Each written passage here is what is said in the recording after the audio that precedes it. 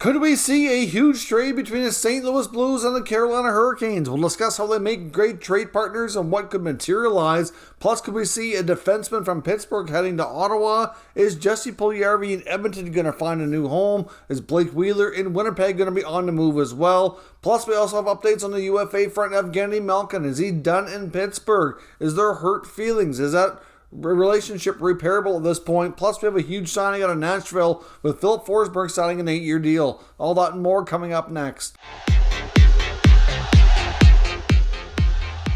So welcome back to another video here at Top Shelf Hockey. As I mentioned, we have a lot of NHL news and some really big trade and UFA rumors to take a look at here today. First up, the big news was Filip Forsberg earlier today confirming he signed an 8-year contract to stay with the Nashville Predators. He signs an 8-year deal valued at $8.5 million. Of course, time was running out for him to qualify for the 8th year. So obviously they got the deal done. I don't know if there was any kind of a no-move clause attached from what I could tell from capfriendly.com. They don't show any no-move clause being included. We know the Predators have been pretty stingy about giving those out. They don't do that very often, except for, I believe, Roman Jossi's the only player on the team who's kind of got the exception to have that. So we'll see if there's any more details emerge from the contract, but that's pretty significant amount of money. Other teams on the open market would have had to pay, probably $1 million more a year to really make it the same amount of money on a 7-year contract. So obviously that takes him off the market, keeps him with the Predators. I do like the contract for the most part. My only concern with Forsberg, I guess he's still young. He's still 27 years old, so he still has lots of good hockey left in him. So the 8-year term doesn't concern me too much. But really, with a lot, not just Forsberg, but a lot of players, I see them cashing in big time on having career seasons when they're ready to get a new deal. So I wonder, will he be able to maintain a 40-goal pace for an extended period of time? I mean, obviously, you don't want to overpay players once they've already peaked, ideally, right? So that's my concern there. I mean, I still see him being a valuable, productive player. My other concern is that he hasn't been productive overly in the playoffs. So we'll see if things can get turned around from that standpoint. If he can become a consistent 40-goal guy, then the contract will be well worth it. Even if he's consistently around 35 plus, it'll be well worth it. Hopefully he can stay healthy and this will work out. He will still only be, like 35 or so when the contract is up. So that's not terribly bad. So there's lots to like about the contract. I do have a few concerns, of course, but that's the case with most NHL contracts. There's always a few things that you could find that you could deem a little bit risky. Now, Lou Lamoriello and the New York Islanders got a lot of business taken care of here today. They actually had a lot of contracts registered with NHL Central Registry today. It's not unusual for Lou to do things in bulk. It seems to be the way. Sometimes he makes us wait all the way till August or September before you really know all of their business, but they get a lot of deals done, most of which are deals for their AHL team. But some of these players will see NHL time for sure. Young defenseman Sebastian Aho, who gets a 2-year contract extension, $825,000. Young defenseman Robin Salo gets a 2-year deal at $800,000. I would suspect they will both at least see some NHL time. Hard to say for sure if they'll both be getting NHL regular spots. I don't think they both would, but it's possible that one could for sure. And a lot of that's going to depend too on what else they do with their blue line. Right now, Lou and the Islanders are expected to, or at least trying to, make some changes back there. They can't be trotting out 2 40-year-old plus defensemen this year like they did last year with Green and Chara. Know that Lou's definitely working on making some changes back there, but a matter of what else to do. They've already picked up Alexander Romanov from Montreal. Will that be all he does, or will there be more? Otherwise, there'd be room probably for Aho or Salo for one of them to be a semi-regular, where the other one will probably be the main call-up option for defensemen in the AHL. They also signed Andy Andreoff to a 2-year contract as well. It's a 2-way deal, $750 at the NHL level, $300 at the AHL level. They've extended goalie Ken Appleby for 2 more years as well, $750 at the NHL level and $100K at the AHL level. And defenseman Grant Hutton, he actually gets a 3-year deal. The first year is a 2-way. But the final 2 years of the 3-year deal is a 1-way contract with $775,000 in year 2 and $800K in year 3. So obviously they must see a future for him in a more permanent role at the NHL level. So time will tell, but Lou's taking care of a lot of business there in that regard. Now, we get lots of rumors today when it comes to some trades and some free agent stuff that we might see go down here in the next little while. The Ottawa Senators are a team I'd like to start with. We could see a deal between the Senators and the Pittsburgh Penguins. Now, of course, they have a variety of things on the go here. We'll get into the Penguin potential trade that we might see here in just a moment, but we know that they're trying to actively move Matt Murray. That's gotten lots of news, lots of attention here over the past couple of days throughout the NHL draft. He was almost traded to the Buffalo Sabres. Thankfully for Ottawa, that didn't happen because they later used that first-round pick that was going to be included to go and acquire Alex DeBrincat from Chicago, which was a way better trade. So obviously that is fortunate for them, but at the same time, besides Matt Murray, he's not the only one that they're actively trying to move. The other player is defenseman Nikita Zaitsev, who also have a couple of years left on his contract. Now, to me, based on the scenario here, I think the Zaitsev contract has not really been too aggressive to be moved yet because they're waiting to see what happens with Matt Murray. I think the Murray contract is going to save them more cash if they can move it. So I think that's higher priority right now. Wonder if one of these players at least could be a buyout candidate if the trade can't be facilitated before the buyout window closes here in a few days' time. So we'll see, but the Senators are certainly trying to attach a little bit of a sweetener, maybe a draft pick for a team to take on the contract remaining of Nikita Zaitsev. We had talked yesterday about the fact that there was interest from the Ottawa Senators and Panthers defenseman Mackenzie Weegar. There was some reports that the Florida Panthers weren't sure if they're going to be able to sign him to an extension. So based on reports, it sounds like there were some conversations with the Panthers. I don't think it's really fair to say get overly serious. It's definitely fair to say that it's Florida's first choice and preference to re-sign Weegar to an extension. So that's certainly not, a high likelihood that we see Mackenzie Weegar get traded. He's certainly very much valued in the Panthers organization, but certainly makes sense that a team like Ottawa could see the potential issues with a re-signing there given their tight cap situation and would reach out and have some conversations. But like I said, I don't think things got overly far, but if things don't materialize elsewhere and he's still unsigned on an extension, I can see them maybe circling back and maybe giving it another try. But another defenseman that might even make more sense for them that is very much connected to them now is John Marino out of Pittsburgh. Now, there's a couple of reasons for this. For one, they need a right shot defenseman who can play top 4 minutes. Marino can do that.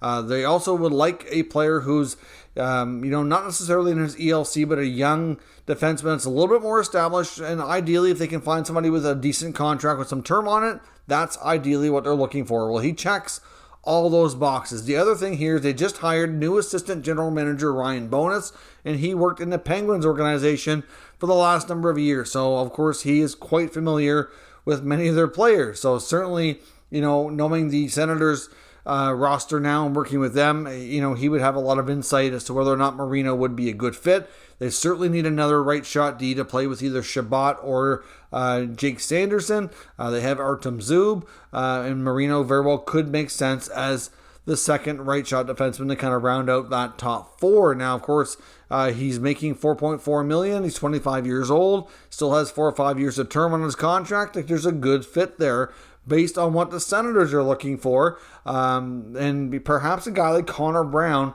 could be the player that the Penguins utilize, at least on a short-term basis, to take back in return. It could even be, I could see it even maybe being a one-for-one deal, perhaps. Of course, Connor Brown is a player who can play second or third line, kill penalties, good shorthanded, good for 20 goals, and is not really quite clear on his long-term future with the Senators beyond the final year of his contract. So it could be a good deal really for both sides. So that's something that we should be paying attention to maybe see what materializes there. Now, the Penguins are also listening on other players. We've seen Penguin reporters indicating that between Marino, Marcus Pettersson, and Brian Dumoulin, that one of the three, especially now that Chris Letang has re-signed, it's almost certainty will be traded to free up some space. And another player they're looking at is Jason Zucker, who's in one more year in his contract at just over $5 million.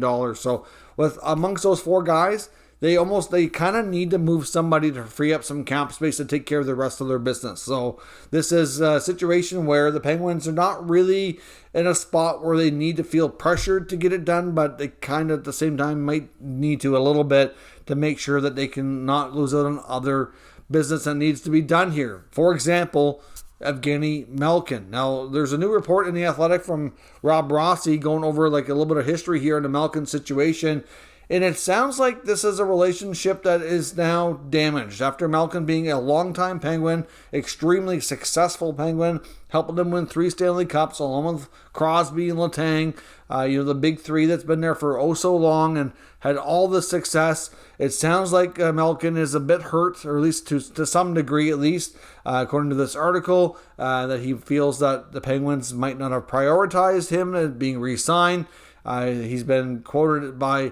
There's reports that he feels like he said to teammates that they don't think he's good anymore, that they don't want to sign him, or that, there's just a lot of confusion and uncertainty and some damaged, hurt feelings that might be involved here. There's also reports in this article that Sidney Crosby recently went to go pay him a visit in his Florida home where he spends the summers.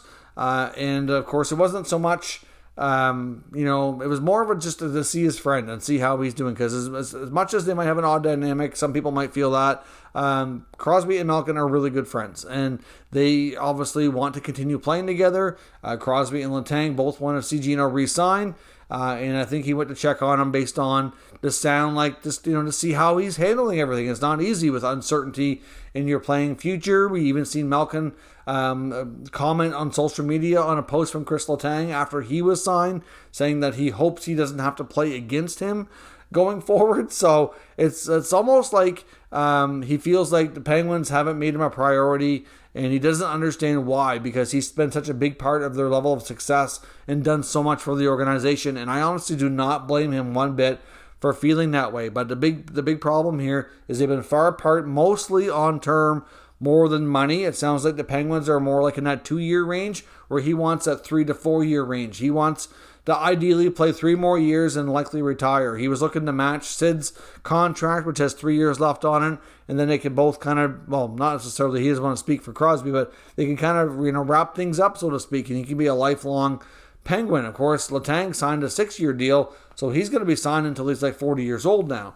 But in the case of Malkin, it sounds like it's around $6 million, around 2 years is kind of the last update that we know based on this Rob Rossi article, that where things stand, and they're going to have to end up going to a little bit more term to likely get a deal done. I know at one point, Mario Lemieux, prior to the sale earlier this season, because he was obviously, had a big say, being a majority stakeholder, he had it a big priority to bring Malkin and Letang and to get him signed and be a part of the Penguins' legacy here.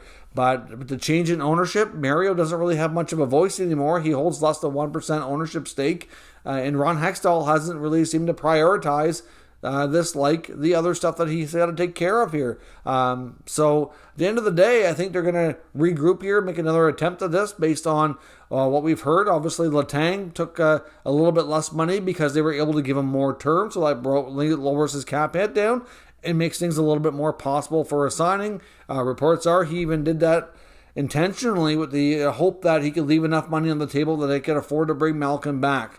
So we'll see if they get a deal done. But if they don't, it could be one of those very hurtful divorces where you see player and team separate and go their separate ways here. But he certainly seems to be a lot of confusion over why he's not a priority. And you do wonder if that could impact his ultimate decision here when we get to free agent day here, not too far away in a few days' time.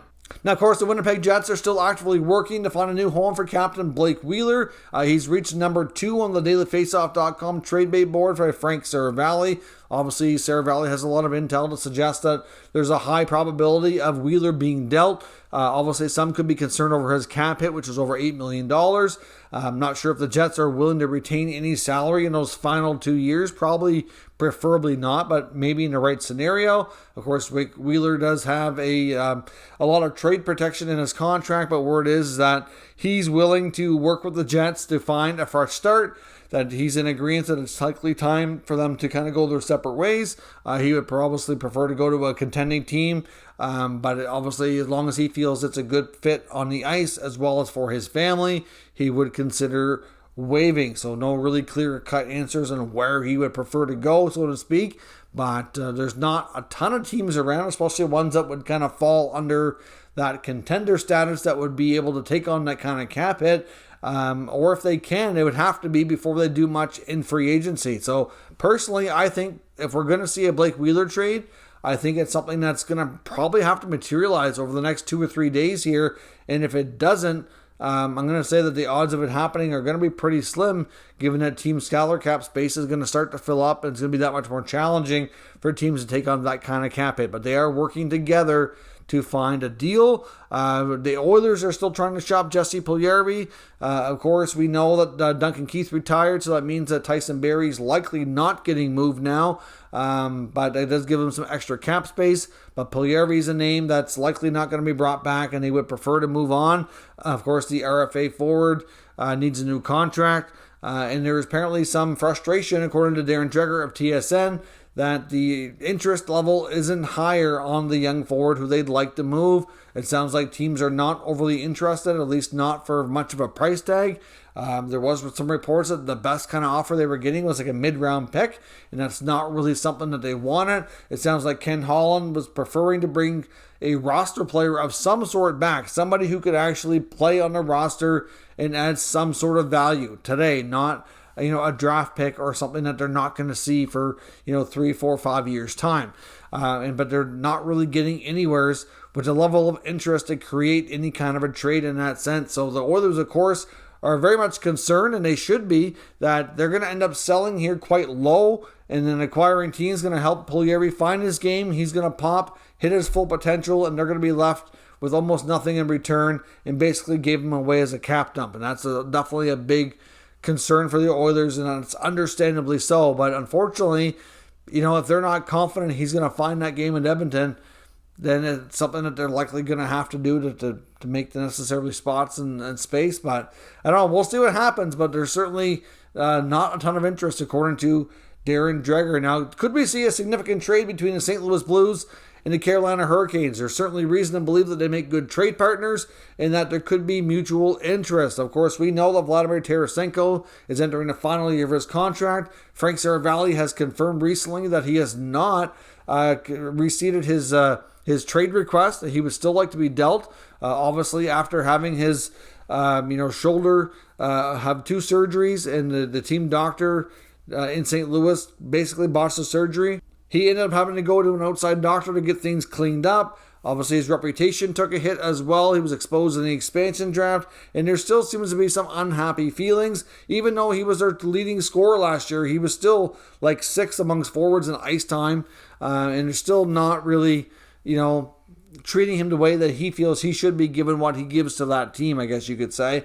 And there's some talk that they would like to also kind of reshape that blue line a little bit, and that maybe he could be a good fit in Carolina. We know Carolina really needs a game-breaking type of scorer. He can be that guy. They have lots of excellent defensemen that they might be willing to part with in order to make that kind of trade, to bring in that kind of player. So maybe a player like a Brady Shea, or maybe even a Brett Pesce, could be something that they entertain giving in return for Tarasenko. Because the Carolina Hurricanes, if you look at their last few playoff series that they've played and lost, and they're missing some scoring. That's by far what's missing. They need a game-breaking player. They have some guys that are really good, but they don't have much in the way when it comes to elite-level talent. Svechnikov, really good hockey player. Sebastian Aho, really good player, but are they at the elite level amongst the top 10 in the league? No, not quite. See, that's where they're missing something. So a guy like Tarasenko could certainly add an extra 30 to 40 goals on that roster. That can make a world of difference. Of course, they're going to subtract from the defensive side of the game to make it happen, but you got to give something of value to get something of value. And these two teams very well make a lot of sense that they could be very much be trade partners. Of course, the Blues may also consider moving Torrey Krug. There's been some reports that they've been quietly shopping around, seeing if they can find a taker for him. Again, to reshape that blue line. Not so much that they really don't like Krug, they just don't find that it's working out the best that it could be, and they want to have a different looking blue line and try to find some cap flexibility, because they also have some younger players that are becoming pretty big, important players in that team, like Kyrou and Thomas. They need some new contracts. They don't have a lot of space. A guy like Tarasenko makes a lot of money, and there's not a lot of time left. They're probably concerned they're going to lose him as a UFA next year anyway. So it might make sense, while his value is high, coming off a really solid campaign after the missed time due to the shoulder injury and all the uncertainty around where he would be, what could he do, where's his level of playing at. That was all answered last year. Might be time to sell high while the getting's good, before something else possibly sets them back, right? So we'll see. That does make a lot of sense, but of course they have to, make two to tango here to make it happen if there's going to have any chance of making that trade be something we see in the short term. So let me know your thoughts on everything discussed here today down in the comments. We'll discuss further. If you're new to this channel, make sure you subscribe and stick around. We'll keep you up to date with the latest news, rumors, and analysis on all 32 NHL teams. Thank you for watching, and I'll catch you next time.